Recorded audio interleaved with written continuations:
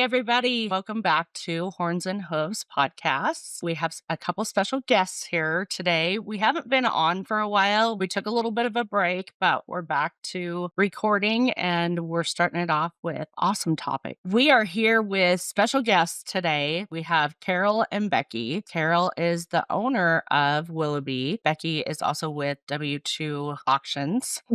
And I will let them introduce themselves and how they got started with this. Carol, you own the software behind the auction. How did that come about? So I'm going to give you the really abridged version of this, or the whole podcast will be about our history because we've been doing this since the early 90s. But my husband and I always call this as a hobby that ran amok. We were in the show animal industry. I showed horses, he showed cattle. Together, in college, we started showing sheep. So we quickly learned that we were able to trade more and do more and help more people by becoming the middleman, right? So Dan got his auctioneer's license and we started doing live sales all across the country. And we do some of the largest sales across the nation annually. Actually, we're getting ready to take off tomorrow morning, bright and early. Oklahoma. Yeah. We also determined we started online sales in 2006, and we were one of the first to do that. And so if you ever get on the Willoughby site itself, it'll say where it all began. And that's because we started showcasing,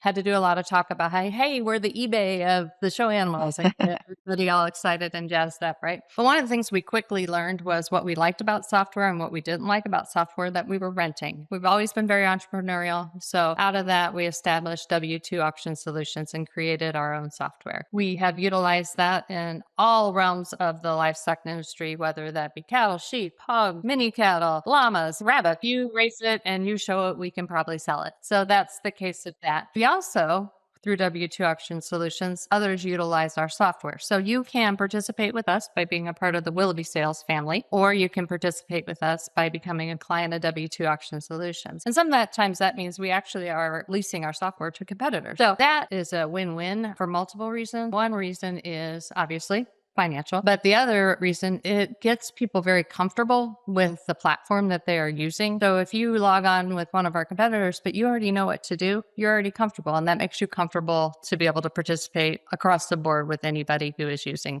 licensed auction software. Awesome. If you have questions, you can let me know.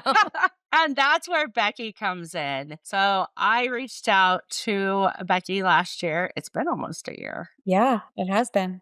Yeah, we need to get busy and doing sales. But I reached out to Becky about a year ago and I just absolutely love her. She's great. She's great with questions. She is on the sales side of it. Like Carol just stated, maybe not necessarily we are competitors, but Right. it's on the sales side. And Becky, how did you come into this? I started work for Dan and Carol. I think this is my 13th year this summer, helping with the Willoughby sales side of it. And then during that time is when the software was developed. And I shifted from the customer support on the Willoughby side to sales and customer support on the auction software. And it's been 7 years now that we've had the software. So I shifted from one to the other seamlessly, I feel, because it's a great product.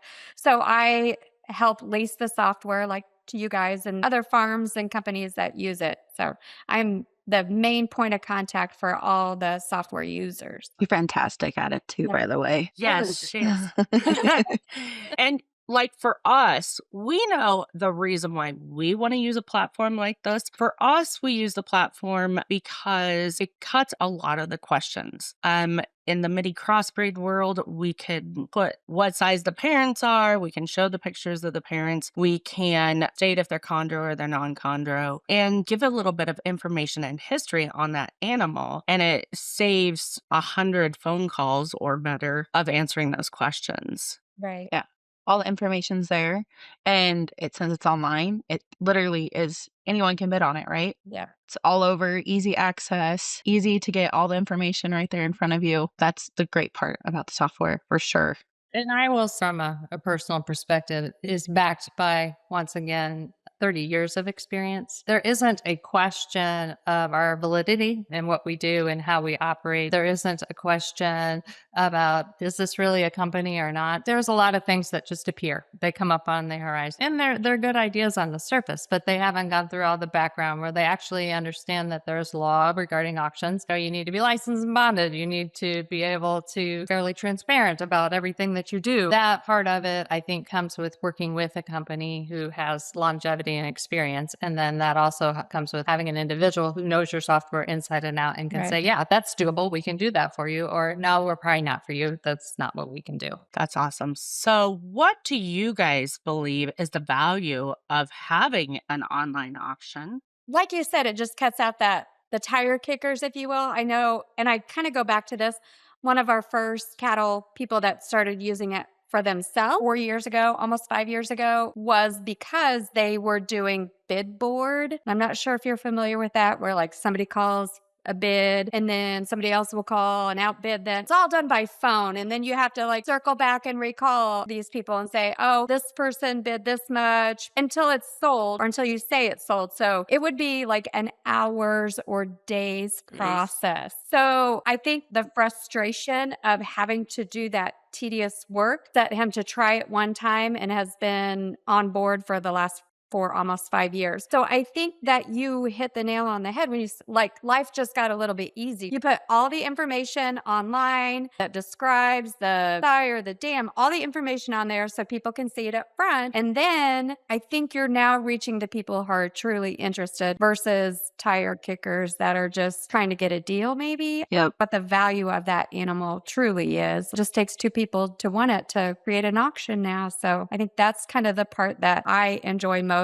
is your life just got easier because you have a product now that is the longevity of it, the laws and the ease and functionality of it. Just, I use a computer for work. That makes my life easier. Now you've got a product that just now helps you as well. On the auction side of things, obviously, I alluded to, I've had years of doing auctions, like, right? So you're live and you're in person, everybody's in the crowd and they're still trying to figure out how to say, hey, I want this one without telling the world, hey, I want this one and bidding and doing all that. So online auctions allow people some anonymity, be able to look for breed type and character and those animals that they want in a way that they can do private research, they can do it from their home and so forth. And that's great. The same thing is true for the seller, right? You want to be able to showcase your animals, get them out there, and you can take your time, upload the pictures and the information. Then you can answer questions for people who truly want to know the answers to the questions versus having to do a print catalog that's out of date as soon as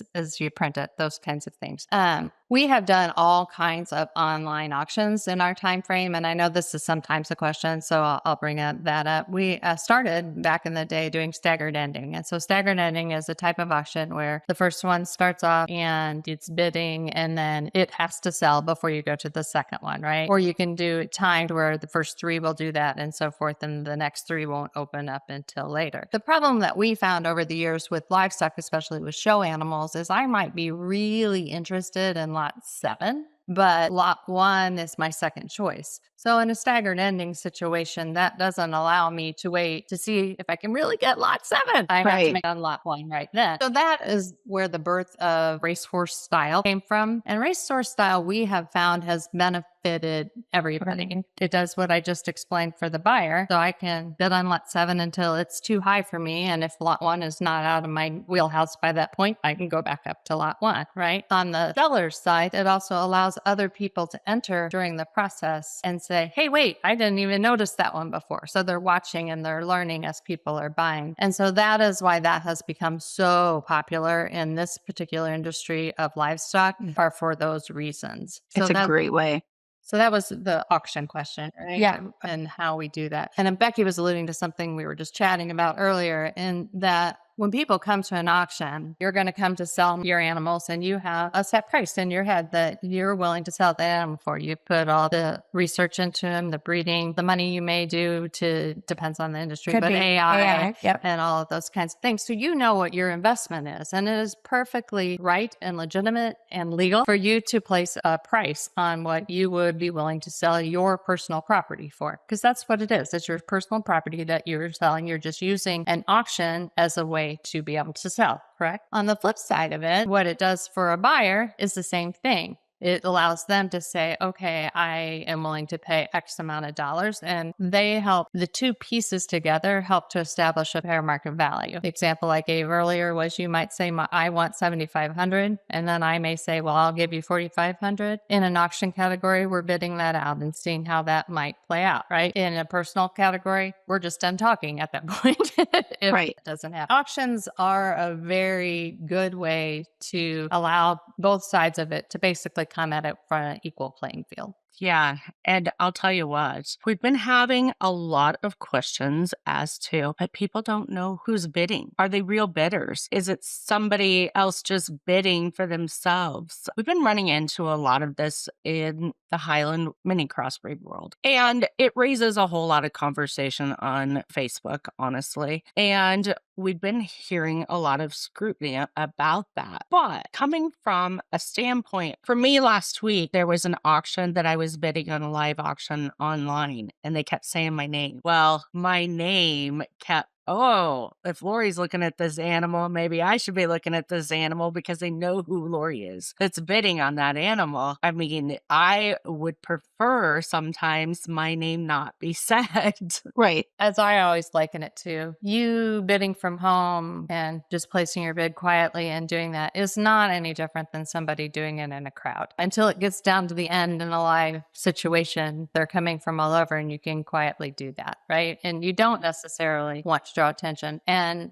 you're absolutely right. In a perfect world, it wouldn't necessarily mean because Lori's on it, then Joe's going to bid 3 times more than Joe would naturally bid, but that can happen. But that's not Right. necessarily a bad thing. All the way over for Taylor, who's selling her animal. And so that's causing, once again, that free market, right? That ability to find what the worth is. When we do online bidding in our live sales, and our auctioneers will say internet a lot, but they try to only grab your first name. Yeah. So that there could be 20 Lori's instead of your whole name, so that you can keep some of that anonymity. That comes all back to, though, like what Carol said at the very beginning there, of like, it still has a price to Lori, it still has a price to me, and it has a price to like you. We're all bidding for it. If my price is set at this is all the more I'm going to spend, that's that. Whoever you're bidding against, it doesn't really matter. Like, you have your limit. Once you hit your limit, you're out. That's it. If your limit's not it and you're the winning bidder, congrats, you did it, right? Yep. I think you've noticed too, a lot of times, and especially in the miniature, like the Highland, trying to be reserve not met. There, like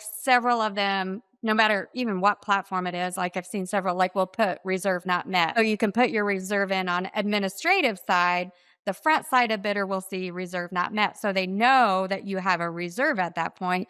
So they're not shocked that there's a reserve that's not met. So that's where the conversations that are on Facebook too, like I have a hard time seeing, like it tells you there's a reserve in there. So you know there's a reserve in there. So at that point, it doesn't matter who you're bidding against because there's a reserve on it. Whether it's me trying to get it closer to that or 6 people bidding against you, the reserve still is not met. So therefore, you as the seller has to be okay with keeping it at the end of the sale. And I don't know very many people that want to own all of their animals back after putting time and effort into an auction. So I do think like reserve not met, it's out there, you know it's there. You have option yourself to bid against that or not, if that's not something you want to do. But it's still considered a reserve, right? If you start It a is a price, reserve. if you put a price on, like if you're having an auction and you put a price on it, right, of we're going to start this bid at $1,500. In all reality, that is a reserve. Reserve. Yeah. A lot of times the difference in the terminology, just to help your listeners, is a lot of times they'll refer to that one as a floor. Gotcha. However, if it's a floor, everything's going to start the same. Okay. So if it's a floor,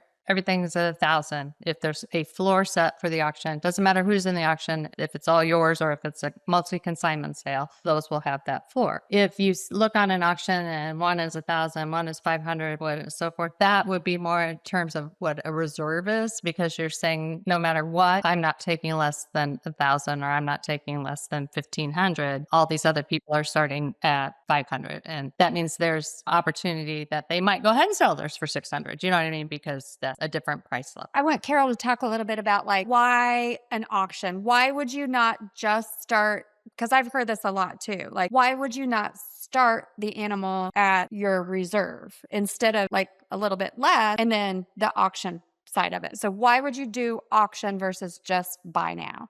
Okay. So once again, auctions are an ability to look at things and find fair market value, like we've said before, right? But the reason that you put in an auction and you say, for example, my reserve is 1,800, I'm going to start it at 1,000, because you have to allow people to come to terms with what it is that they're willing to spend, right? So in an auction format, that answer is you want that bidding frenzy to happen, but you're still letting people know at the end of the day that if it doesn't reach this number, it's not going to sell, but it allows that people to get started. If you start everything at 1,800 and that's already out of somebody's wheelhouse of what they thought they were willing to look at, then you're never going to get their attention in the first place from a marketing perspective. So it's not hiding anything from them. It's not that side of it, but it's also not discrediting them from being able to come into terms with, that I really do want that animal. And so I'm going to start bidding up to where I'm comfortable. Nobody's going to make me go over $1,500 or whatever I'm willing to do. It helps with the bidding process. The other side of it, as what Becky's saying, is there's not a reason for the conversation or other people to help set that standard of what the animal is worth if you're not in an auction environment. So you put it up on Facebook and I'm willing to take 1,800. This person calls and says, well, I'm only going to give you 1,000. You guys can still barter, right? There's nothing wrong with that. But it's just the two of you bartering, and there's nobody else on the outside to help you set that fair market value of between the two of you, what is a legitimate rightful cost for this animal. And so that's where auctions come into play and are very helpful in setting that standard. I know in like the live auctions we've gone to, there's the option. So like as a seller, right? You take your animal, you have it in the ring. No one's interested in it, right? You don't have two people wanting to bid on it. And to you, you've put it in the ring. They started it out, whatever. First bid comes up at $1,000. In your head, I need 2,500. I can't get another bid past 2,200. You have that option though. I don't know if this is just typical of the ones that I've been to, but that seller still has that option to say, that's not enough. This calf is worth more to me. It's my value on the calf. I'm going to keep it and I'll do whatever I want with it. That's okay too. And like, that's like in the online auctions, I don't think people recognize as much, like you're saying. It's the same process. Right. And I do think you also have the right to say like, okay, we're within $200. Okay, go ahead and take that reserve off and sell it for $2,200 instead of $2,400. I've had a good day. This is my fourth calf. Yeah. My other one sold more than I wanted it for. Let's roll.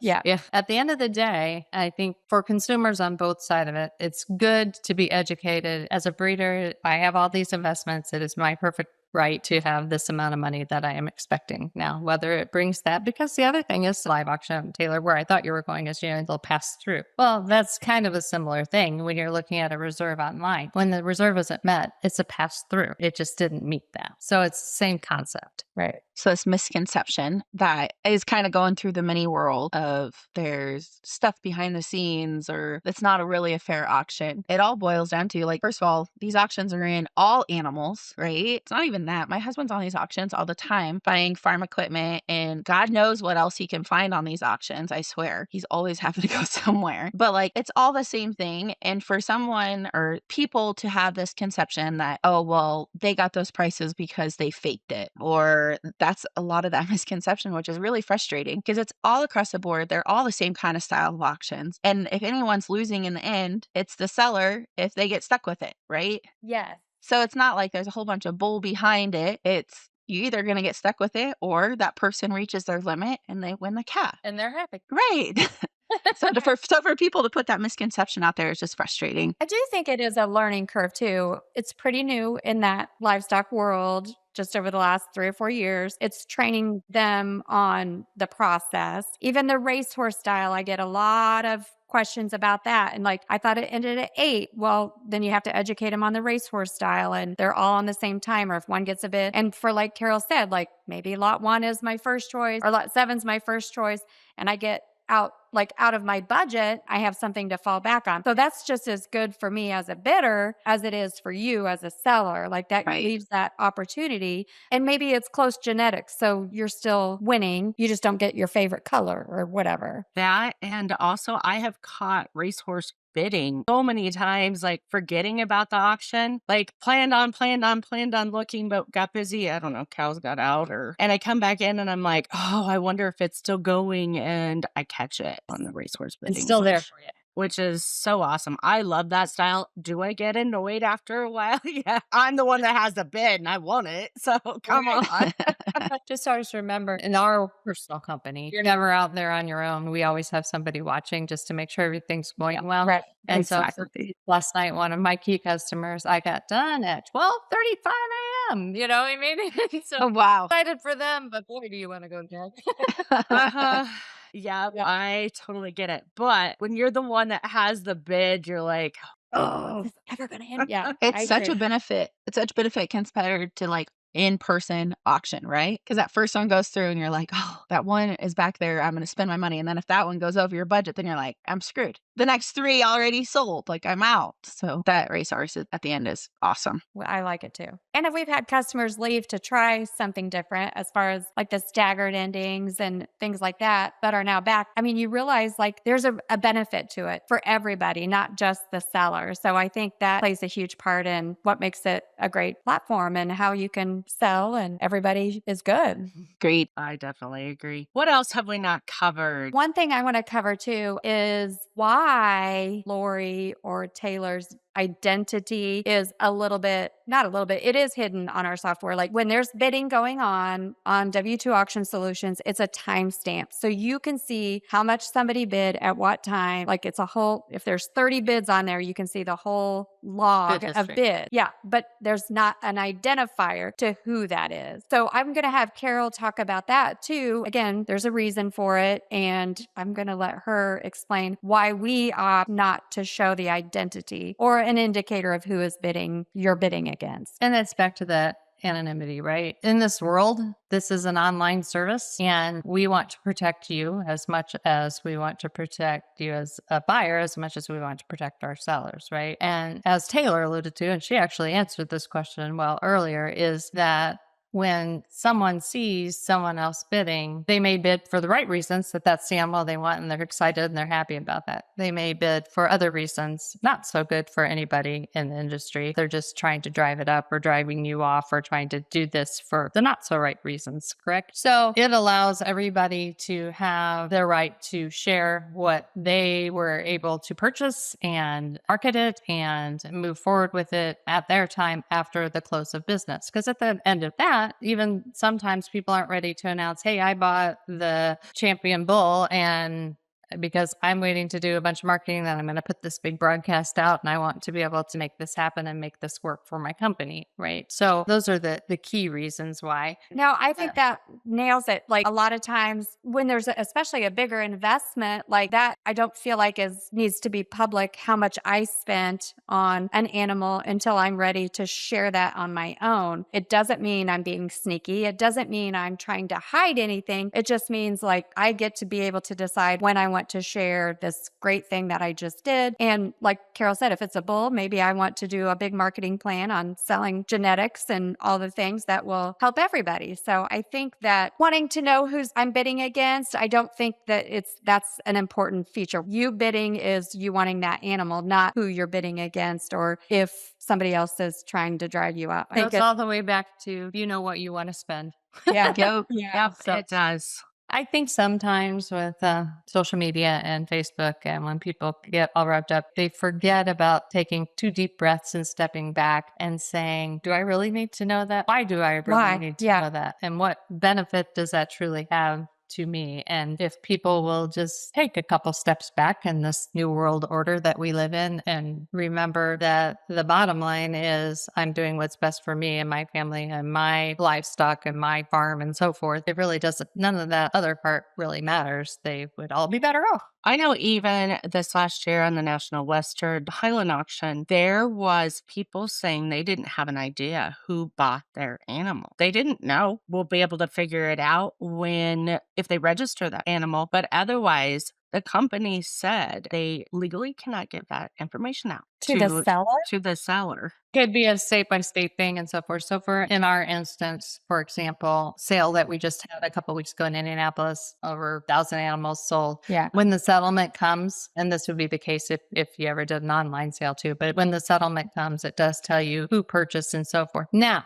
if a buyer calls and says, I don't want my information released, yes, then that may be what they're That might be just doing it blanket so that they don't have to do both sides of that. If someone says they don't want their information released, then you have an obligation not to release their information. But generally speaking, that's not a rule, at least with Willoughby sales. Right. So, do you believe like every auction is different? So, you've got a list of, let's just go with a random number of 10 different mini crossbreed auctions. By grouping those together, does that really give you a good average number of what the animals are worth? Or is there so much that depends on that overall number? I think whether it's minis Or whatever, anything. Yeah, it doesn't matter, I guess. I think in every breed, there's a diversity. And then the diversity comes with the breeders. And it comes down to the genetics that those breeders choose to utilize. It comes down to how they market, because some people are much more exceptional marketeers than others. And so you can take a big group and kind of come up with an overall average, but you probably have to take the high off and the low off of that too to help you to do that. But in my opinion, auctions and farms and firms all come with their own personalities, just like all your kids would. So each one is going to have different things that are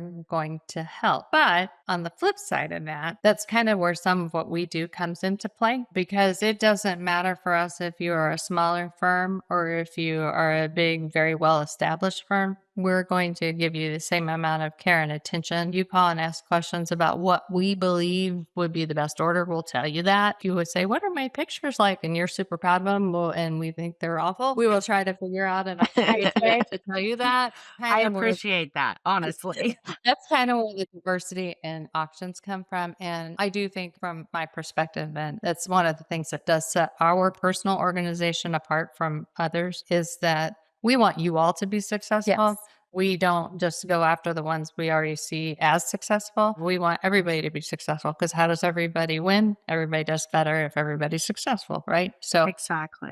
did that answer your question? I think so, but I piggyback on some of that, like some of the things that make it different. Are they registered? Are they just pasture pets? Are they crossed with like other Highlands to make them a certain look or certain body type, or small or large? Like if you're taking 10 different sales, like I don't know who does the registration. I don't know who is just doing for agribusiness or things like that. I think those play into effect also, like the cattle side of it, and which sheep side of it. Is it production? Is it for going to market, or those kind of things? So don't think you can 100% take 10 different ones, not knowing what each farm has to offer. But I do think it will somehow, you'll get an idea, but I don't think it's something that is in stone. I do think your particular species at the moment has so much diversity, right? Because There truly. It's what used to be like in sheep, they were either for commercial use and selling for consumer purposes to raise to go to market, or they were show. And now with agritourism and agribusiness, and it even trickles into the sheep world, but especially in the mini world, in my opinion, or like the mini donkeys now. Yeah, and all of woolly. that. Yeah. Okay, how do I get these ones that I know are super tame? And so that's what I'm looking for, versus I want to do really well in the show industry, versus I want to grow this herd to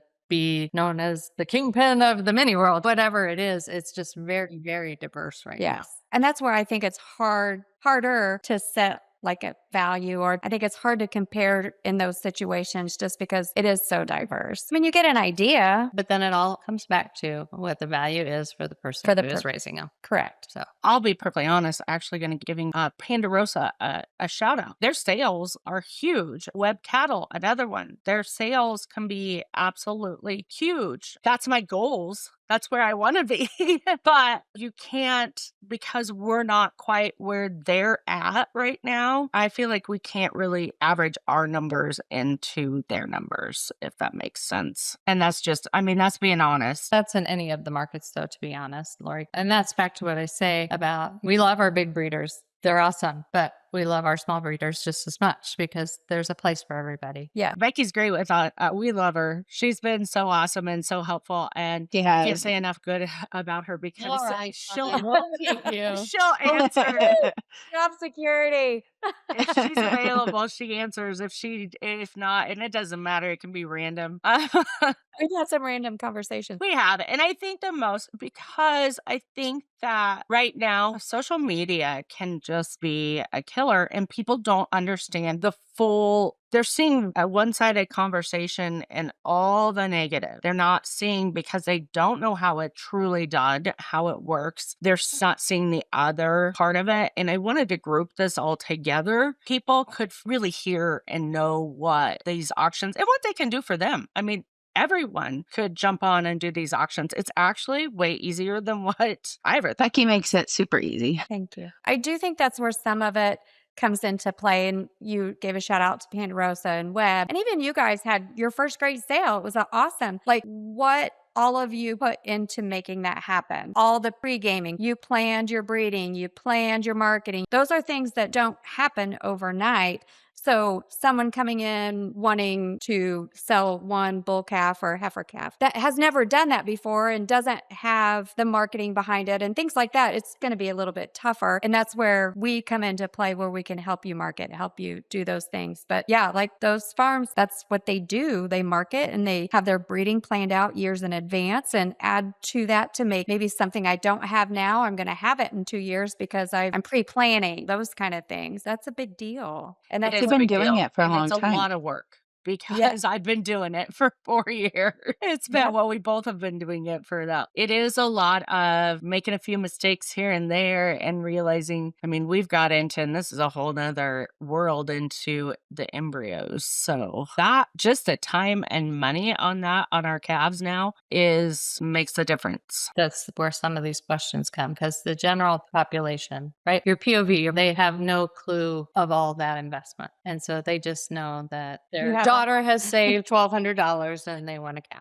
Yeah. cows out in the field and now there's a baby. But when there's so much more into it than that. Yeah, I am going to get into this. I'm not. I am. We also have so many people that they want a calf for that amount. Heck, the commercial right now, bottle calves on the commercial side that has nothing backing it is $1,500 around here. So it's like, and that's not even a mini, like the boutique type cattle. So I think that's another misconception too. Yeah, they don't understand that at all. They don't. And so when the prices, what they go for on these auctions, they're like, whoa. But I mean, I know what I paid for a couple of steers that I bought for my granddaughter to show. But I knew I had my how much I wanted to spend. You had your budget. You had your plan. My budget. We have been to Oklahoma this last few days to a Highland show, so my brain is a little bit fuzzy. A lot of sleepless night, but it was a good time. Your guys' service is awesome. Becky, you're great at what you do. You've built an amazing site for us to really just get into the sales. We've been doing it 4 or 5 years now, but like that's really, really new. I mean, you think about it. You buy the calf, you're waiting a year for it to get old enough to even breed, or 18 months to breed. Some of them 3 years to breed, right? And then you're getting a calf on the ground. So, I mean, in a sense, we're still newbies. We're still learning. We're still building a following behind us. So these people that are in here for, goodness, 10 years, 15 years, who started this all out, they're way ahead of us. So starting with you guys has been a blessing, because it has really, I felt, jump started our the hardest sales. part for me is getting the hair sent in. Pictures. Yeah. and pictures. This year, it's kind of everything's been so nice out. It's hard to get with Highlands. They start shedding out. It's spring already and it's January. Usually, this is the time of year that I get my awesome photos of my Highlands because it's greening up, but we've had no rain and we need rain. In Nebraska, to be almost 100 degrees in March is Oh, crazy. wow. It's crazy. Yeah. yeah. So in February, There's a lot of people out 70s. there that are talking about that. Unfortunately, 85 here yesterday. 85. Yeah. Yeah. Oddly. Our weather's been insane. Well, I appreciate you guys so much. And if you guys want to know more about W2 auctions and Willoughby sales, Awesome. And like I said, if you want to know any information, give that girl a call. yes. You got rabbits to Becky's- sell. Great. Yeah. And I'm the one that was like, oh my gosh, we've got this great thing going on. I can't stand it. Great. All right. Thank you guys for tuning in to Horns and Thanks. Hooves. We'll see Thank you next guys week for with being another on. special Nice guest. to talk to you. Bye. Bye.